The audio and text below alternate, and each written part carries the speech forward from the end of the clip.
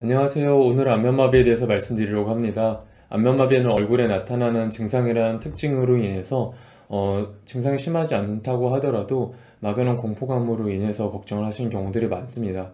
안면마비는 한의원에서 치료가 잘 되는 분야 중에 하나이기 때문에 만약에 이런 증상이 나타나신다면 너무 걱정하지 마시고 한번 한의원에 방문을 해보시는 것을 권장을 드립니다. 안면마비는 많은 분들께서 알고 계신 것과 마찬가지로 이제 이름 그대로 얼굴에 나타나는 마비입니다. 이마 쪽에 문제가 생기기도 하고 눈이 잘 감기지 않기도 하고 또 이제 입술이 잘 안 움직이기도 하죠. 네, 일반적으로는 마비가 발생하기 전에 귀 뒤쪽에 큰 통증을 느끼는 경우들이 많습니다. 안면신경이 귀 뒤에서 출발한다고 보시면 되시는데 그로 인해서 귀 뒤가 먼저 아프고 2, 3일 뒤에 갑자기 얼굴로 증상이 나타나는 경우들이 많습니다. 물론 귀 뒤쪽에 통증이 없어도 안면마비가 나타나는 경우들도 많으세요. 보통 증상이 나타났을 때는 이마에 주름 잡기가 잘 안 된다든가 눈이 감는 것이 안 되는 걸로 인해서 눈이 잘 감기지 않는 과정에서 눈이 시린 증상들이 많이 나타나게 되고 또 이제 그 눈물 같은 것들이 많이 나오는 증상들이 나타날 수가 있습니다. 입꼬리를 움직이는데 방해가 되기 때문에 양치를 할 때 물을 흘리는 경우들이 있으시고 물을 마시거나 하실 때도 물을 흘리는 경우들도 있으시죠. 또 이제 코를 찡그리기와 같은 동작들이 잘 안 되는 경우들이 많습니다. 게다가 이제 마비된 쪽의 혀의 감각이 떨어진 경우들이 많기 때문에 맛을 잘 느끼지 못하는 경우들도 있으시고 청각 쪽으로도 문제가 되는 경우들이 많아서 청각이 굉장히 예민하게 반응을 해서 소리에 대해서 민감해지는 상태 이런 경우들이 굉장히 많다고 보시면 되세요.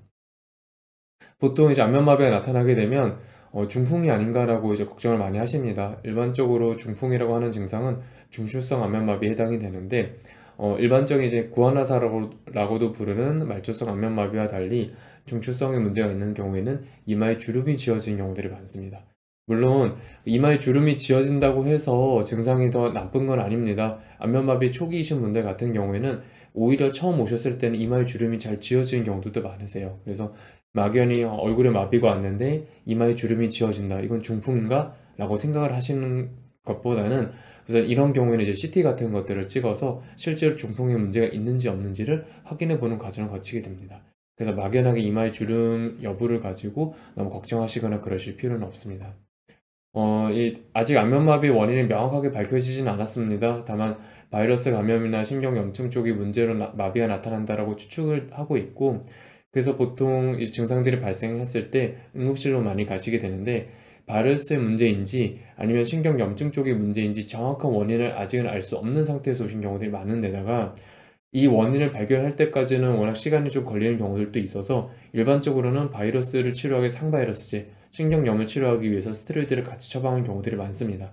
음, 이 안면신경마비와 관련되어서 치료 가이드라인을 이제 따라보면 보통 증상이 발생하고 나서 72시간 이내에 양약 처방이 이루어졌을 때 호전되는 속도가 굉장히 빨라지는 걸로 알려져 있습니다. 그래서 만약 이런 증상이 있다면 응급실이라도 꼭 방문을 하셔서 이제 상담을 받아보시는 걸 권장을 드리고 보통 이제 신경과 쪽으로 많이 가십니다. 또 그 람세이언트 증후군이라고 해서 예전에 대상포진이 있으셨던 분들 같은 경우에는 귀 안에 수포가 잡힌다든가 이제 이런 이비인후과 쪽의 증상들이 나타나는 경우들도 있으시는데 신경과뿐만 아니라 그래서 이비인후과 쪽에서도 안면마비 쪽을 치료하신 경우도 많습니다. 그래서 저희 한의원 오셨을 때 보통 양방 쪽에 다녀오셨다라고 하면 바로 치료를 하지만 양방 쪽에 다녀오시지 않는 상황이라고 하시면 저희 같은 경우에는 이제 신경과 그 협진병원 에서 신경과의 진료를 받아보시는 걸 같이 권장을 드리거나 아니면 근처 이비인후과를 이제 안내를 드려서 혹시 귀 안에 수포 잡히는 것들이 없는지 또 다른 문제가 없는지를 같이 체크를 하는 경우들이 많습니다. 이런 과정들을 통해서 최대한 이제 빨리 회복되실 수 있도록 도와드리고 있습니다. 그 외에 뭐 수술이라든가 아니면 뭐 유전적인 요인이라든가 이런 것들로 인해서 안면마비가 나타나는 경우들도 있으세요. 대부분은 1번 혹은 2번 정도에서 안면마비가 나타난다고 보시면 되십니다.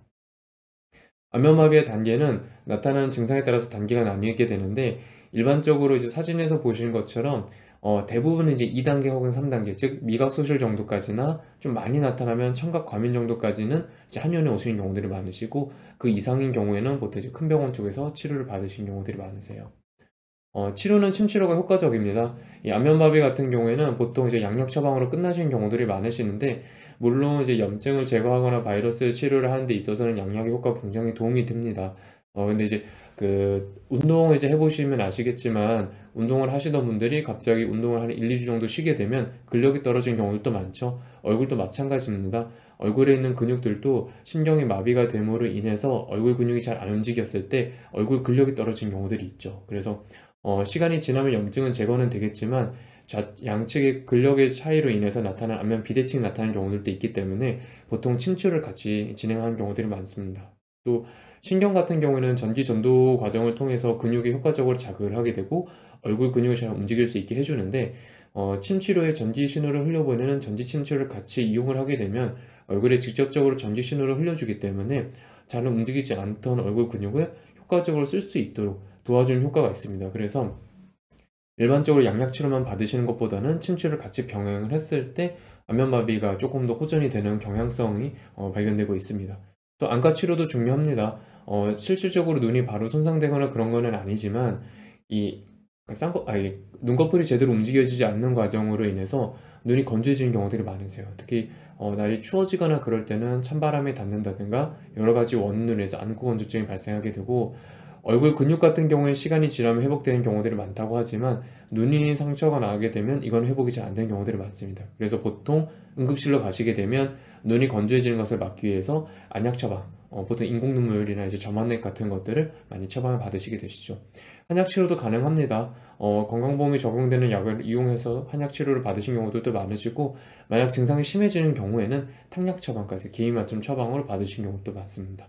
또 무엇보다도 충분한 휴식을 통해서 몸이 빨리 회복되실 수 있도록 해주시는 게 좋고 이런저런 치료를 다 하셨음에도 불구하고 후유증이 남았다. 이런 경우에는 한의원에서 이루어진 이제 매선요법이라든가 아니면 양방 쪽에서 이루어지는 수술 같은 것들을 통해서 보통 이제 안면 비대칭이 이제 후유증을 남게 되는데 이런 부분들을 치료하실 수 있는 방법들이 있으세요.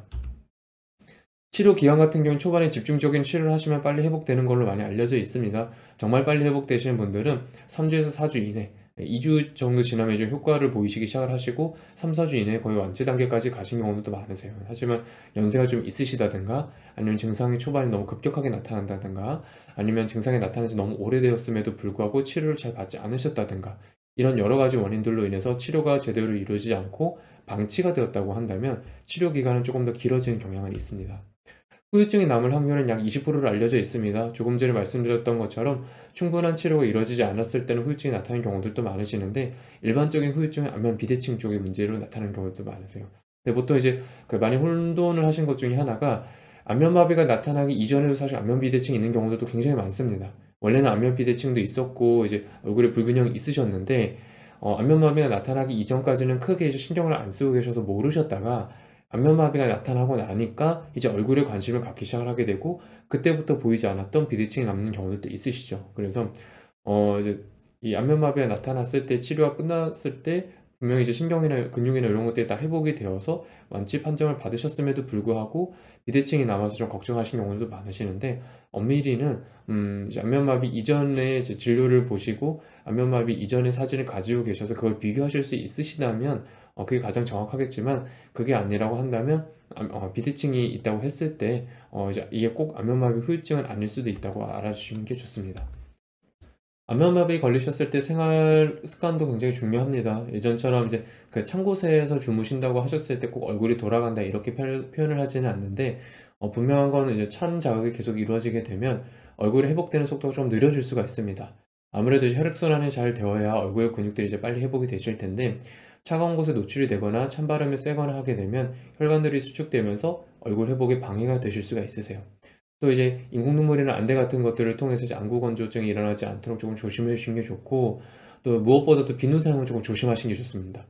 비누 성분들이 단백질을 녹이는 성분들이 있어서 눈에 들어가게 되면 이제 눈에 자극을 할 수가 있겠죠. 그래서 가능하면 비누를 사용하지 않고 세수를 해주시는 게 좋고 그러기 위해서는 가급적이면 화장 같은 것들은 피해 주시는 게 좋겠죠. 샴푸를 하실 때도 눈에 그 샴푸물이 들어가지 않도록 조금 조심하시는 게 좋습니다.